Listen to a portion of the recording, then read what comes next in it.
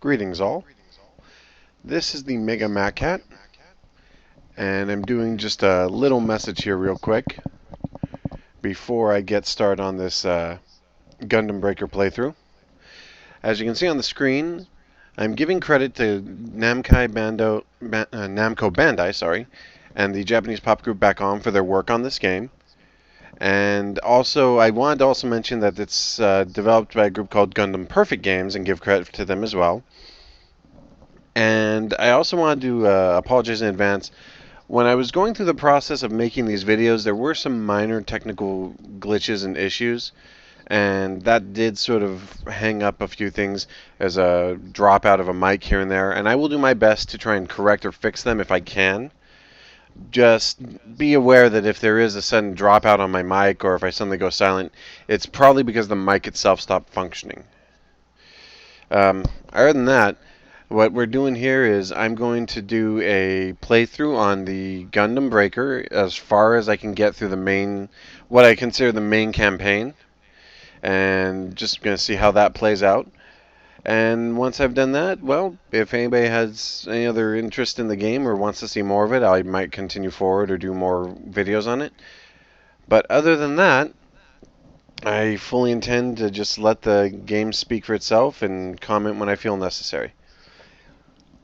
Other than that, this is the Mega Cat, and we're going to start this video in just a bit. Hope you folks enjoy.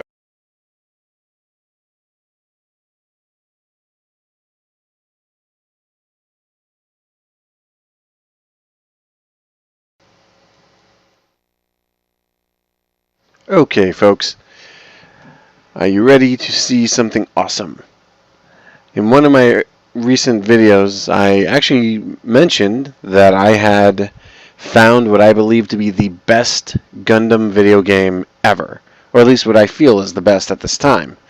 Now, I've played pretty much every Gundam game I can lay my grubby little hands on, including some PS2 era and PS3 era stuff, and up until recently my favorite was the Dynasty Warriors Gundam series. And it's actually still one of my favorites. I'm still going to do some playthroughs on Dynasty Warriors Gundam 4, since I know a lot of people probably don't even know that exists. But today, we're taking a look at something truly unique and something that's really, really out there. You ready? Gundam Breaker. This may be one of the best, if not the best, Gundam games I've ever played. Pretty much hands down, actually. It's not without its flaws, of course, but it's a fun game, and more so than anything, it's a concept that is just completely balls out ridiculous, and I will demonstrate. Now, as a primer, I've actually put about 70 plus hours into this game, looking to cheat or give myself an advantage. I put it in there because I actually had to learn how the damn thing worked. Now, what I mean by that is, this game literally is completely, as you can see, in Japanese. No English almost at all. And it's not a bad thing, generally, because most of the gameplay is simple enough. And I will do my best to explain it. But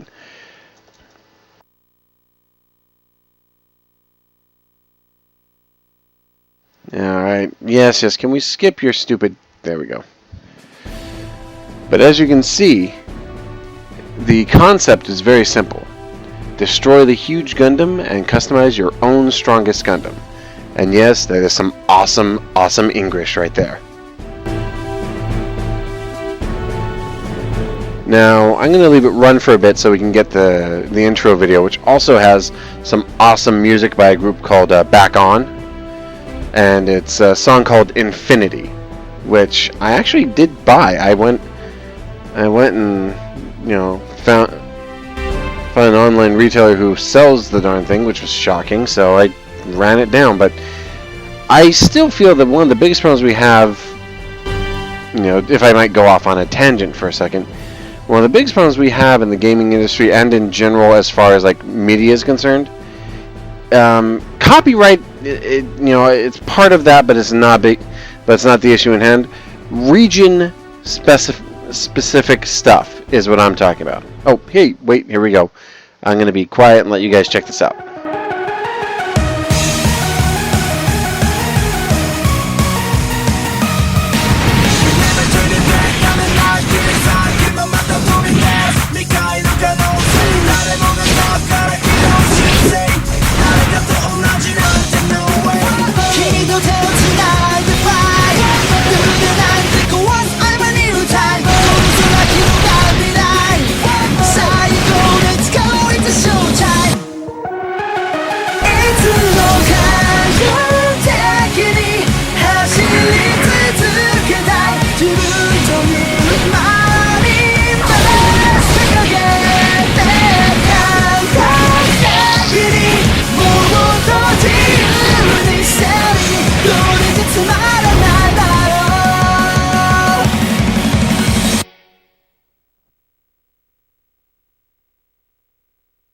Was that awesome or what? So yeah, Gundam Breaker is essentially a action style game, similar in a lot of ways to Dynasty Warriors, but with a little bit more complex control concept. Now, like I said, I have played this game more or less to infinity, so that I could learn how it works, how its menus are laid out, and all that. And to show you, I'm actually going to demonstrate something. That is my local playtime, and just to show you how much actual network playtime I've got, because one of the best things about this game is if you own both the PS3 and the Vita version, they're cross-compatible. You can actually transfer your data from one to another. So my network playtime is actually 72 plus hours. So what I'm going to do is I'm actually going to save that and keep a hold of that on my PS Vita. And I'll, keep them separate. But for the purposes of this playthrough, I'm using the PS3 version, and I'm going to start a brand new game. PlayStation Store, yeah. That's fine. That's fine. I'm well aware of it. Now, we're getting started right off the bat here with some tutorial junk. Now, basically, left stick is move, right stick is camera, and lock on. Depending upon what you're doing, your face buttons are jump, melee, special, or shoot. And I'll demonstrate. The R1 button is activating your specials. So, and see, here we are. I'm starting with this little GM, and I have my own little operator girl, and my own commander dude, which I don't get that, but I'll explain the story when we actually get to a point when we get to the story, okay? Yes. Basically, this is a tutorial level where we are going to be given basic instructions, she's cute, on how to play the game. So, you have your standard melee attacks. You've got your special attack, which is the O button, which allows you to use a variety of different things. R1 is your block. L1 is your long range, lasers, missiles, that kind of things. Whatever gun you happen to be carrying. So, this is just a tutorial mission where they have you do the various basic stuff. Now, jump is X, and it also acts as your boosters. Yes, I know how to play. Shut up. Alright. And here we go. My first battle against a pack of low-grade Zaku 2s. Now, you'll notice that when I beat these guys, they sort of break into pieces, and there's a reason for it. And I'll explain when I get to the actual story mode, but basically, these aren't actual Gundam units. What we're seeing are Gundam models being shown in a virtual simulated combat scenario. So basically you can dismember them, you can disarm them, and best part about it is you can do all that and there's no blood or gore or nothing because, well, none of these guys are actually piloted internally. They're all being remote controlled. Now you'll no doubt notice that the game moves very fast, is very colorful, and, well, you can use your unit in a lot of different and interesting ways. For example, I have the basic attacks, but I also have that saber attack or a basic machine gun attack that I can use. It's not really effective as an actual attack, but it's a great way to stun them and set them up for combos. Now you'll also notice that they sometimes drop little green or purple orbs, and those are health and ammunition for your special abilities. So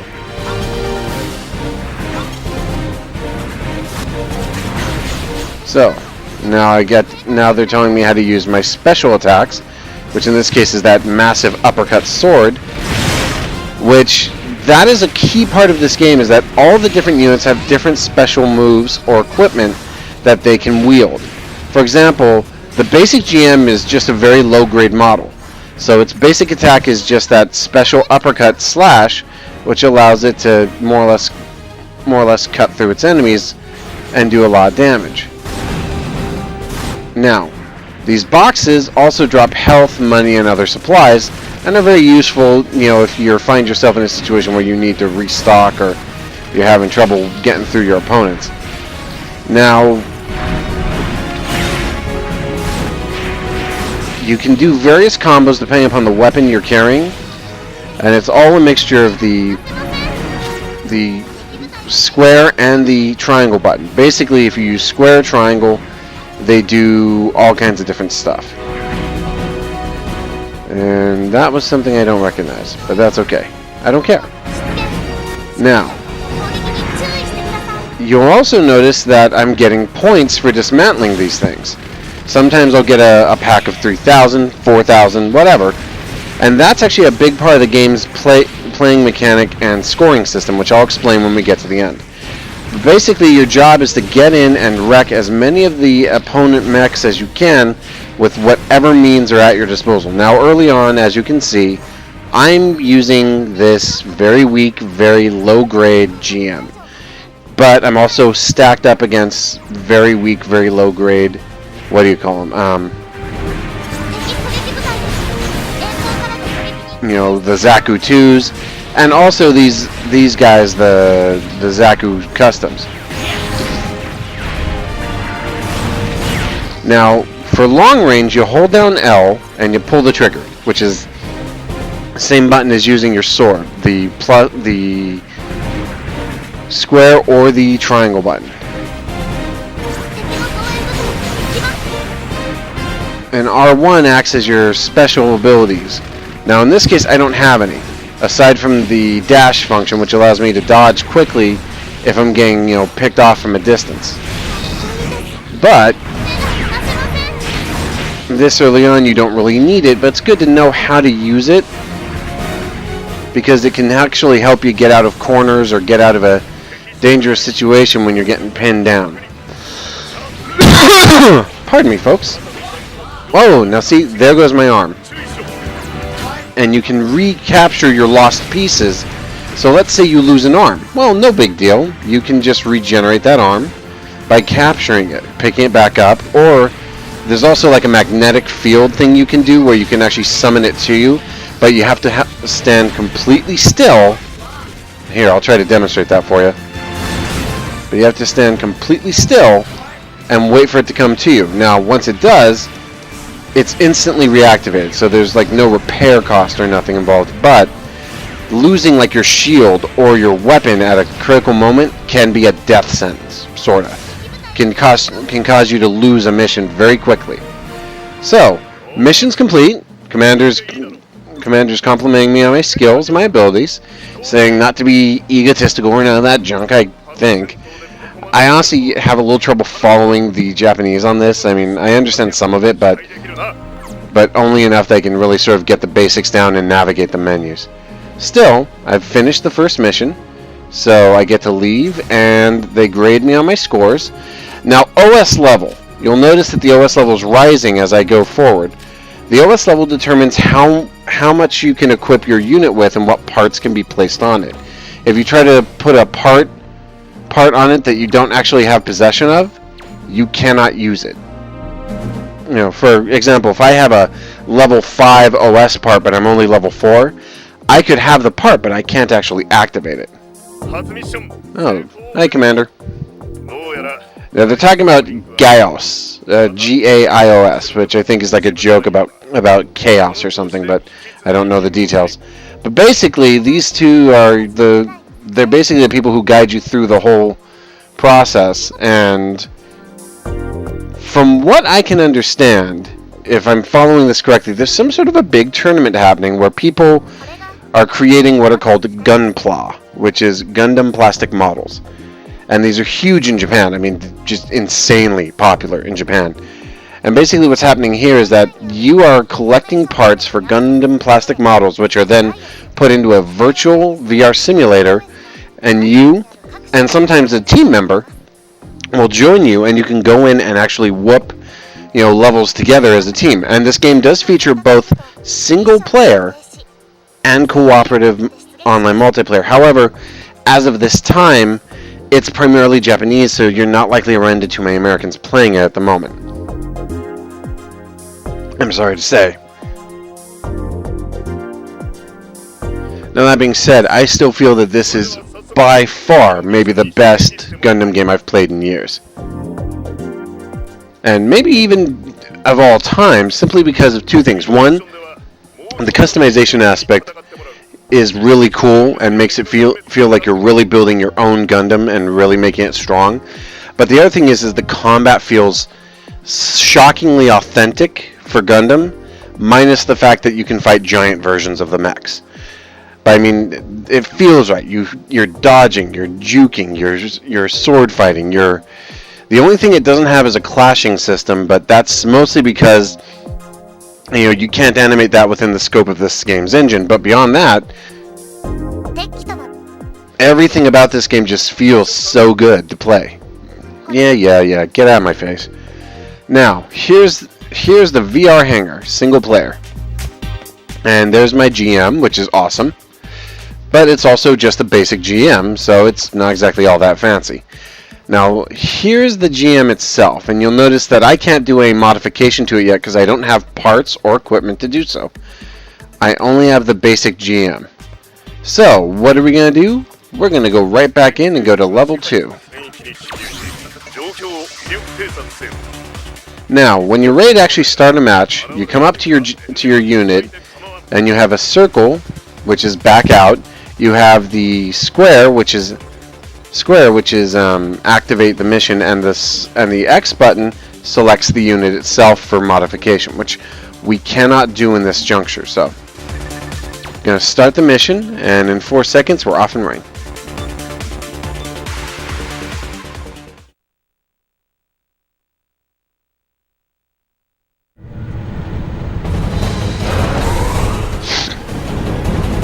Now, the cool thing about this is they have all these cool little cinematics where you get a awesome close-up of your mech launching into action. And early on, your mech looks like crap because it's basically just the most low-level, boring piece of junk you can lay your hands on. But when you get better units that you can build and construct later on, it starts to look really awesome to watch it launch off into battle. And here we go. I'm in. And I have my first EX actions and my first teammate, which, according to this, is just some dude with O's in his name. I don't know. Now, you cannot really command your teammates. At least I've never been able to figure out how. And to be perfectly honest, it's not really necessary either. Now, for this mission teaches you something important. Your EX actions, special moves. Like that, the super laser cannon. Every unit has different sets of moves. Some moves are only unique to certain units, other moves are universal. So, for example, the EX laser cannon that you see here is literally available to anything using a laser gun. So if you're using, for example, the Zeta Gundam and it has a regular laser cannon, it can fire that laser gun. If it's using its custom laser cannon, it actually has its own special EX move where it can fire a massive energy beam. Now you'll notice that my teammate is fighting alongside me and is doing a fairly competent job. They're not geniuses or nothing, but they do the job and they do it okay. Ah, here we go. Now you'll notice one of my victims dropped something. A part. A part is a piece of your enemy or something related to this particular level that you can pick up to modify your Gundam with later on. So part of this game is collecting loot, part of it is fighting enemies, part of it is building your own Gundam. Like the theme said, defeat the giant Gundam and build your own stronger Gundam. Now here's the thing, I've had a few people ask me when I told my friends about this, what kind of game is it? And I thought for the longest time on how to describe it. And this may anger a few people who are fans of a particular game series, but I'm going to just say it anyway. This game is sort of like a far less complicated Monster Hunter. And I don't mean that to denigrate Monster Hunter. I actually like Monster Hunter a lot, but I've always had a problem with Monster Hunter's system of advancement and growth being far too difficult and far too complicated. One of the things that makes games like WoW and other games like it so popular is that you can grow very easily. You don't have to spend 10 hours searching for a particular piece of junk or some rare material that you need to improve yourself. You improve by the actions you take. Whatever actions you take, you improve. This game is sort of similar in that you don't improve just in one direction. Your OS improves, your build level improves, the parts you acquire improves, and certain levels will give you certain parts. So it is entirely possible to find a mishmash of parts for your unit to improve him at all times. It feels a lot more fluid in terms of growth. You feel like you're always achieving stuff. Even if at times that achievement is slow, you feel like you're always getting better. Although admittedly there are some problems with the system, especially in the later levels. But as a general rule, you feel like you're constantly getting stronger, constantly improving your abilities. Now there are some significant issues with that, and I'll explain that when I get to the build level. Oh, here we go. Party poopers. Oh, and they brought some heavies. Now, fans of the Gundam series, you're going to see a lot of fave faces in this game. The Zaku, the Dom, units from Seed, from Zeta, from Char's counterattack. Every big name unit from every big name series tries to get in here, and they don't all make it because there's simply so many pieces available in the game, and I mean, by my estimate, there's probably 80 plus mechs worth of parts that you could acquire.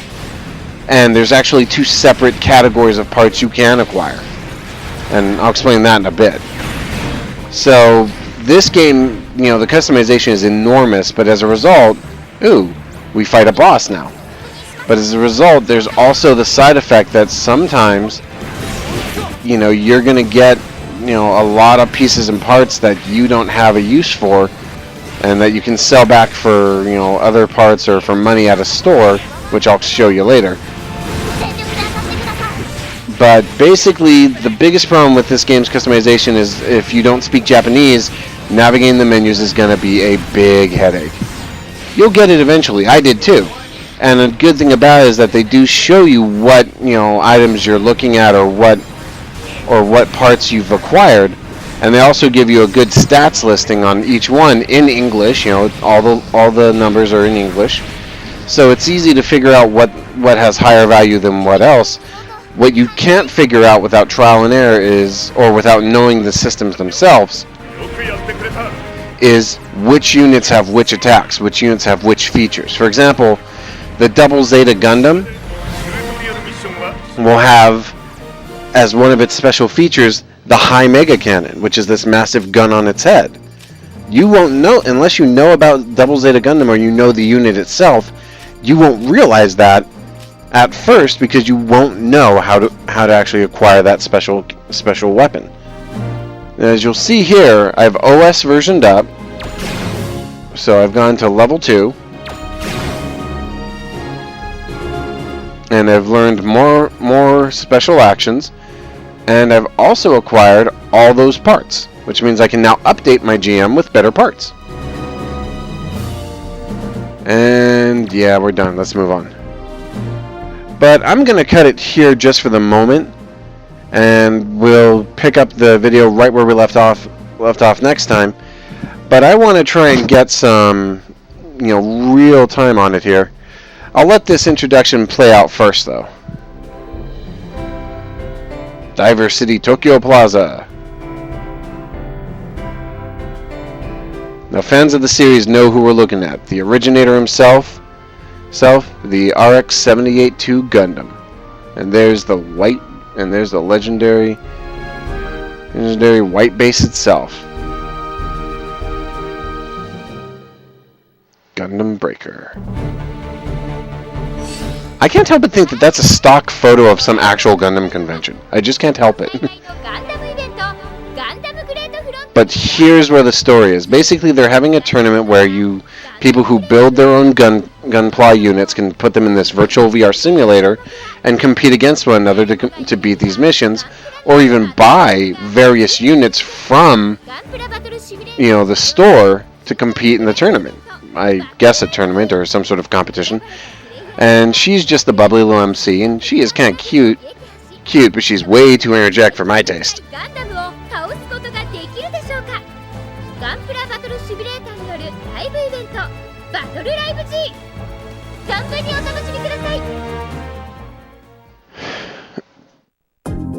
And here we are, in the VR simulator.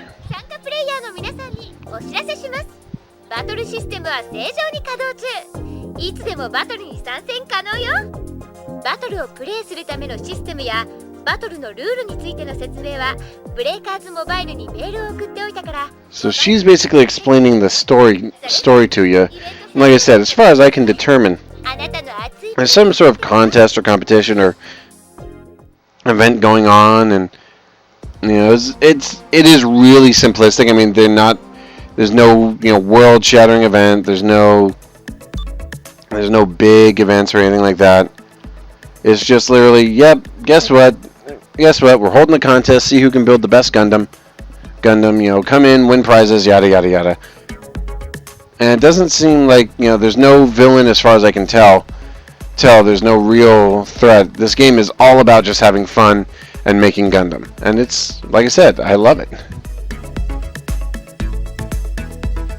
Now, I'm checking the mail, but truthfully, you don't have to.